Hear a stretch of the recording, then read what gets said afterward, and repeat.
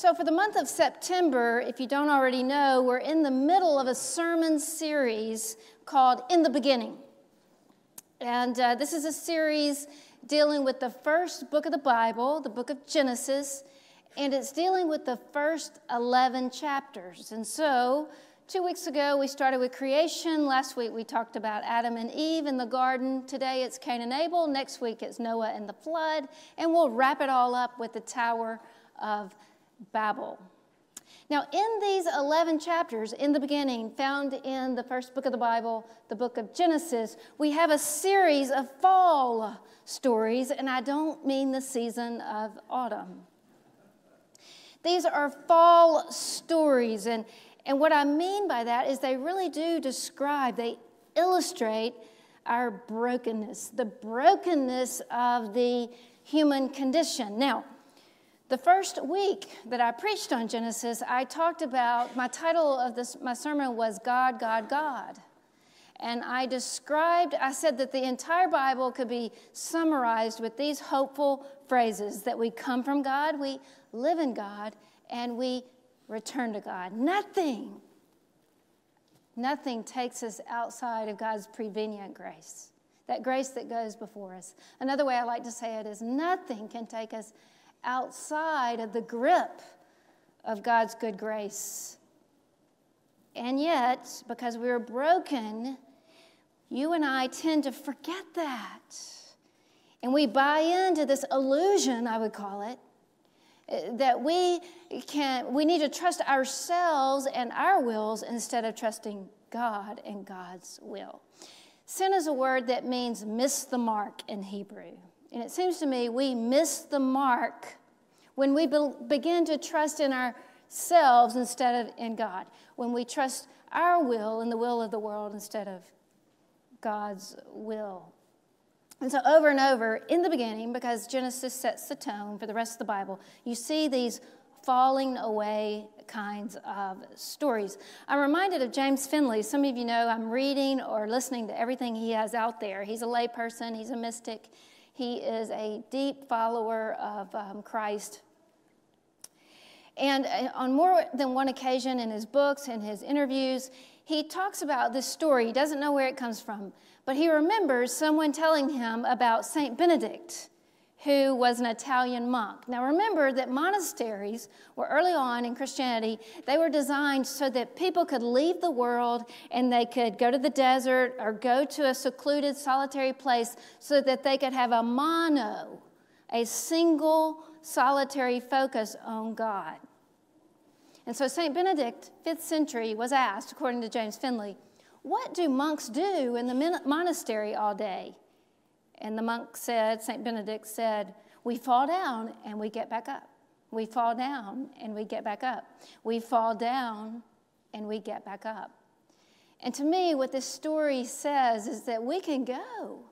We can flee from the world. We can go to the most secluded place possible. But even a monk has to deal with this human condition of falling away. We fall down and get back up. We fall down and get back up. We fall down and get back up. Our Genesis story today features two brothers, and they are east of the Garden of Eden. Adam and Eve had two sons, Cain and Abel. Cain is the eldest, the firstborn son. And he, like his father, is a farmer, which means he will work. He will till the soil. And his name, I think it's important because the storyteller is setting the tone here. The message is in the beginning with the naming of these two brothers. The Hebrew means for Cain to get, to create, the older brother. Now Abel is the younger brother, and he is a shepherd, which means he keeps the sheep. And so that he can gain food for himself and others, he is a hunter. Abel's name in the Hebrew means nothingness and vapor without possibility. According to the story, time passes and both brothers offer gifts. Now, we're far away, far removed from the word sacrifice. We don't use it anymore.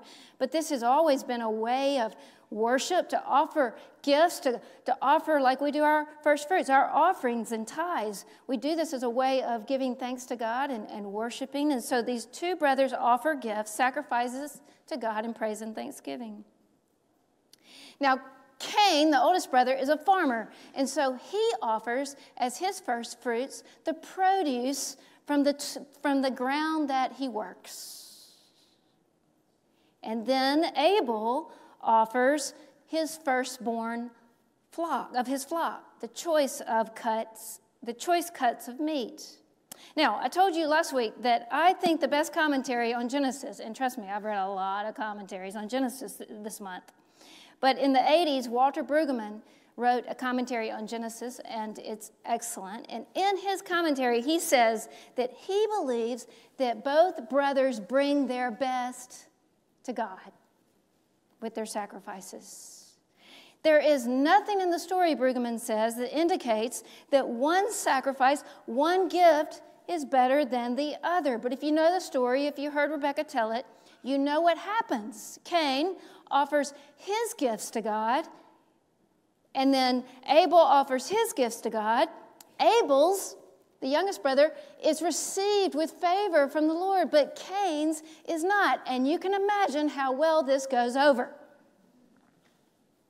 Cain becomes angry and resentful. Some translations have him throw in a temper tantrum, and God says to Cain, "Why are you so angry and resentful?"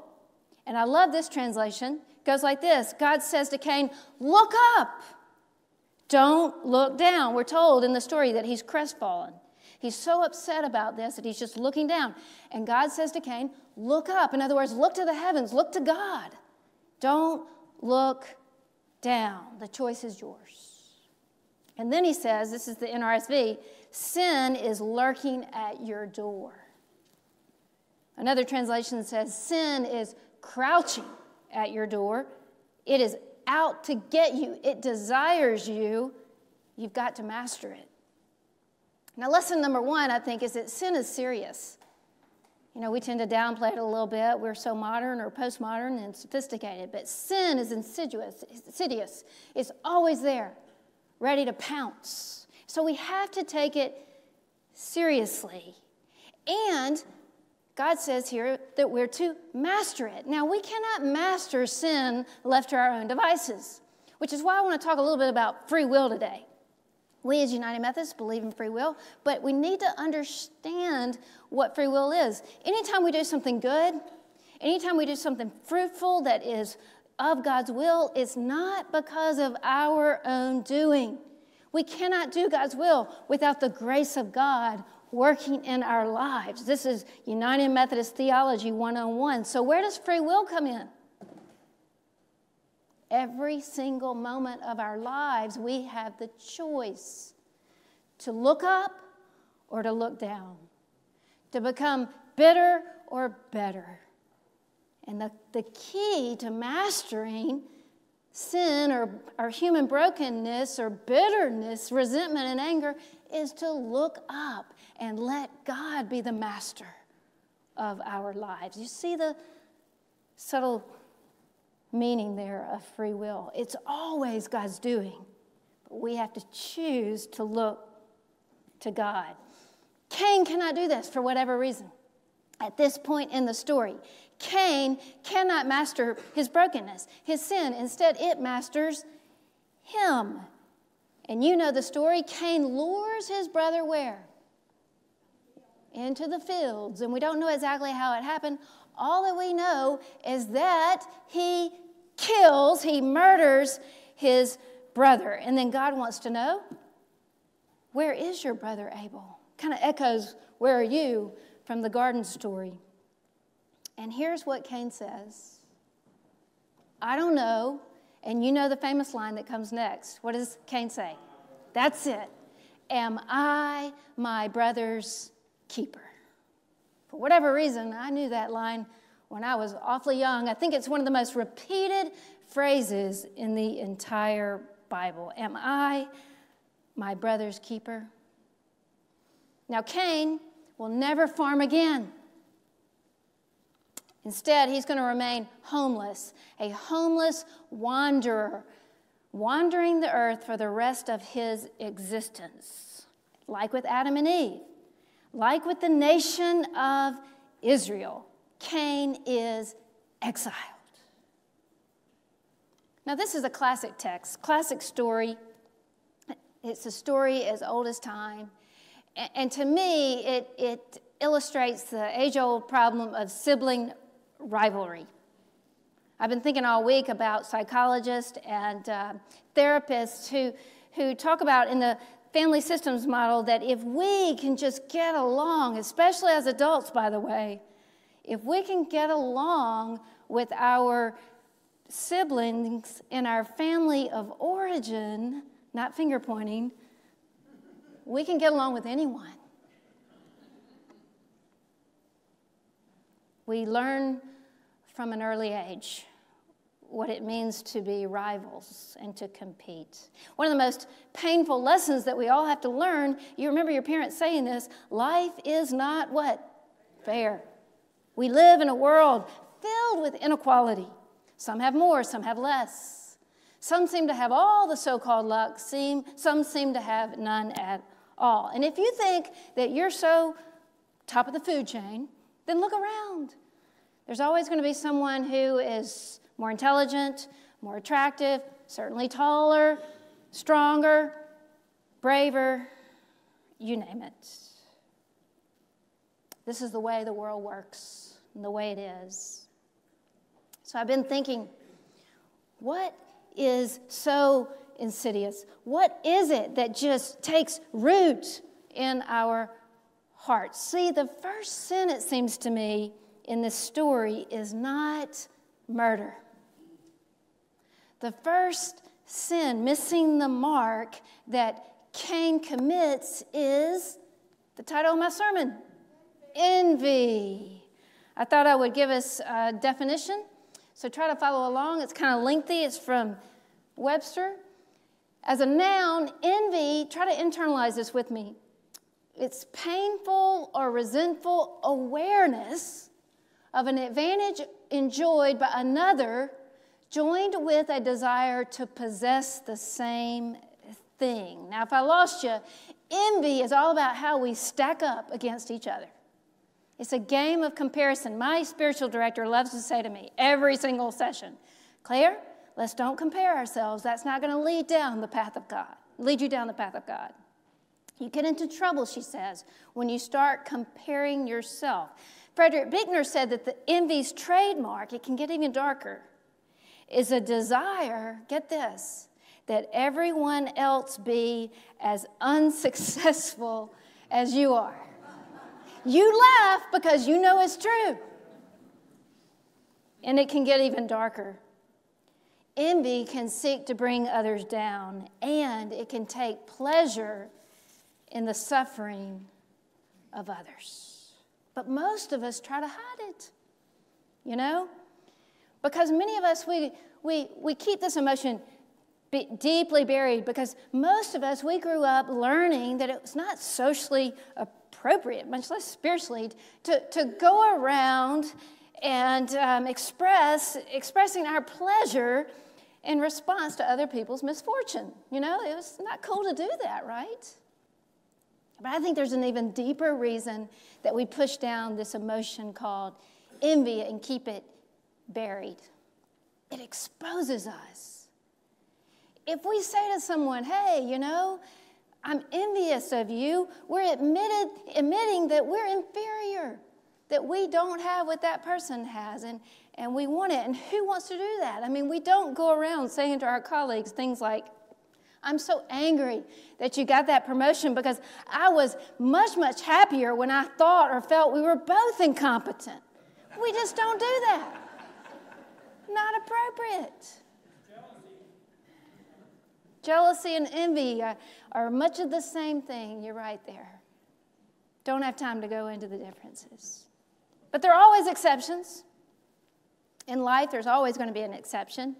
And one of the areas where it's become socially okay and appropriate to express openly our jealousy or our envy is in the field of sports. 'Tis the season, right? I've decided to play it safe today, and we won't talk about football.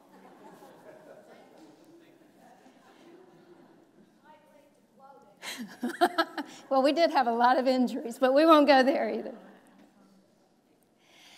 I listened to a podcast episode, NPR, from Hidden Brain called Feeding the Green-Eyed Monster, What Happens When Envy Turns Ugly. And I've got some illustrations I want to share.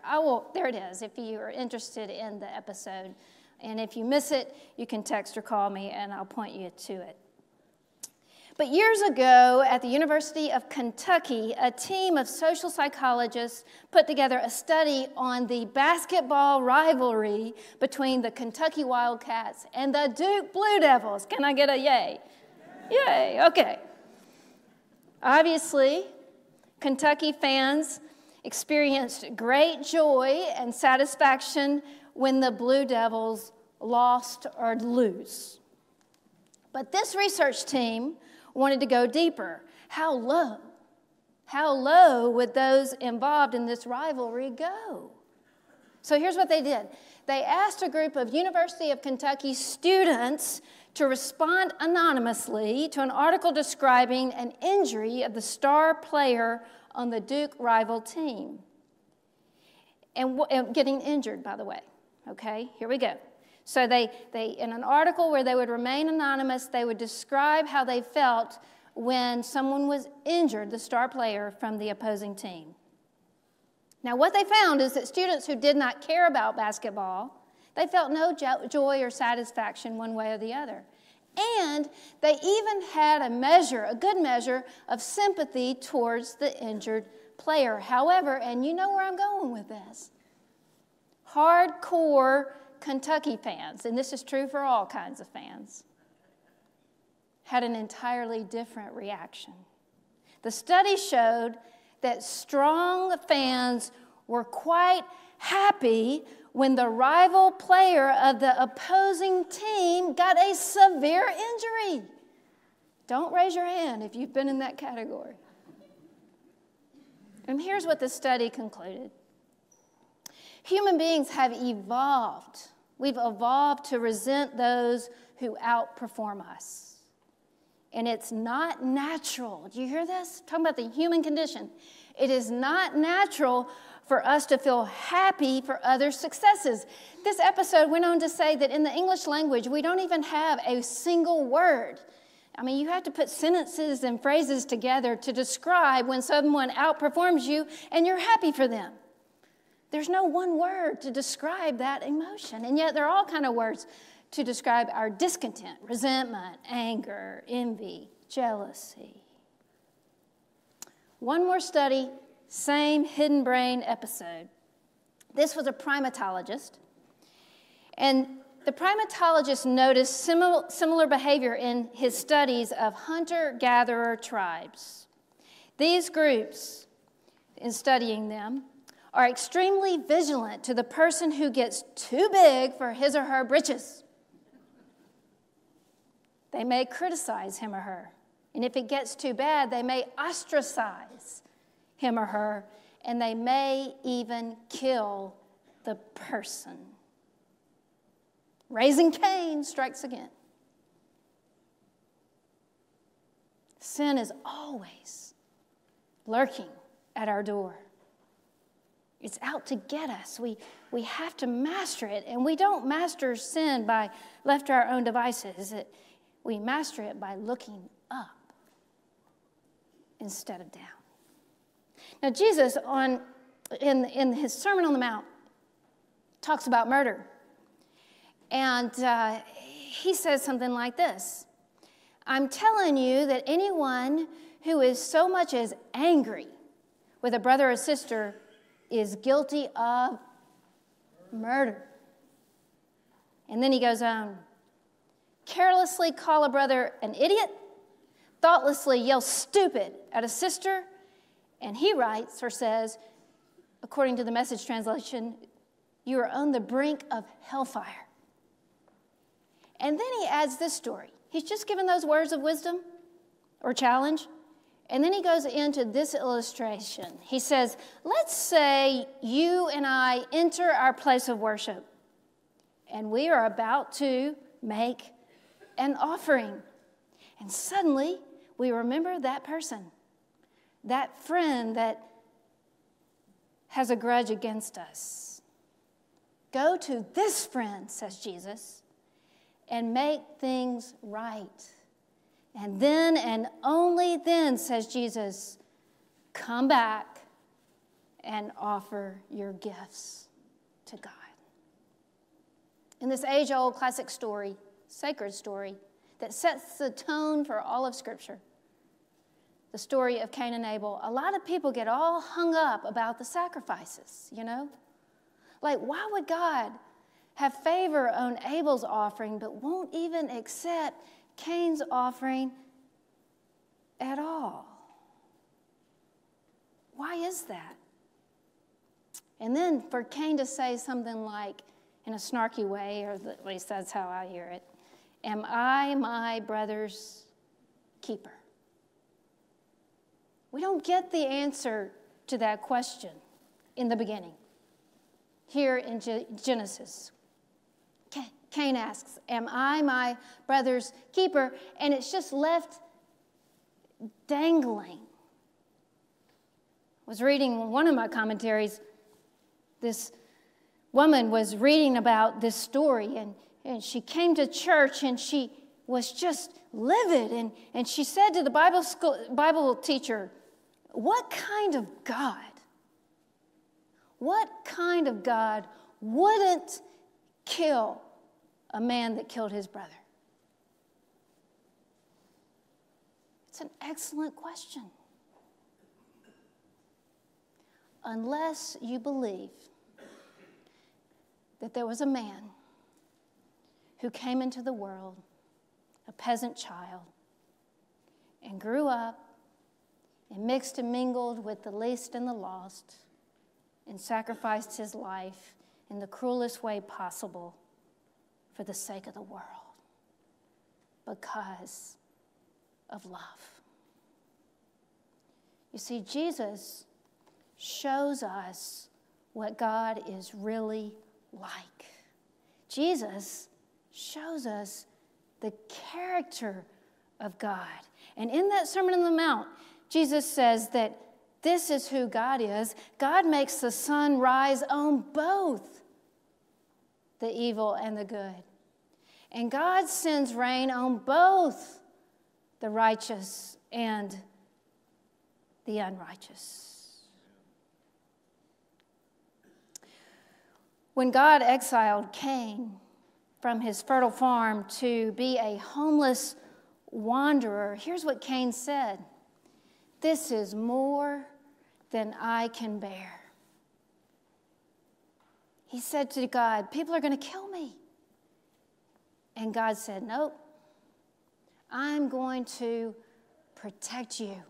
In fact, if anybody tries to, or anybody hurts you, they'll be repaid 7 times, which I wonder if that's where Jesus got his forgiveness formula.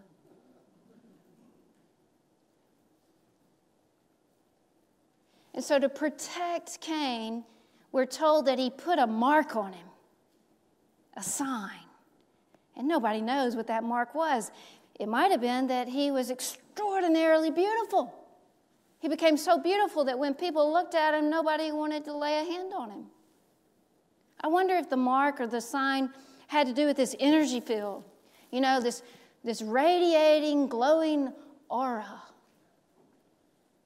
We'll never know. But as I read this story in light of all the Bible, here's where I've landed. I think the sign that the mark that saved Cain was mercy. Because we're told from the prophet Hosea, we're told by Jesus what the Lord requires. It's not our offerings. It's not sacrifice. It's mercy. And I can imagine as a wandering nomad day in, day out, as Cain went about his life, he would fall down and he'd get back up. He'd fall down and he'd get back up. And he'd fall down and he'd get back up. And I have to believe that he finally learned what saves us: God's mercy. And friends, what I have found over the years, being your friend and pastor, sometimes where mercy needs to be extended most is towards ourselves. Let me close with these words from the Hebrew prophet Micah, the 6th chapter. With what shall I come before the Lord and bow down before the exalted God? Shall I come before the Lord with burnt offerings, with calves a year old? Will the Lord be pleased with thousands of rams, with 10,000 rivers of olive oil? Shall I offer my firstborn for my transgression, the fruit of my body for the sin of my soul? The Lord has shown you, O mortal, what is good and what the Lord requires of you: to act justly, to love mercy, and to walk humbly with your God. So be it, and so it is.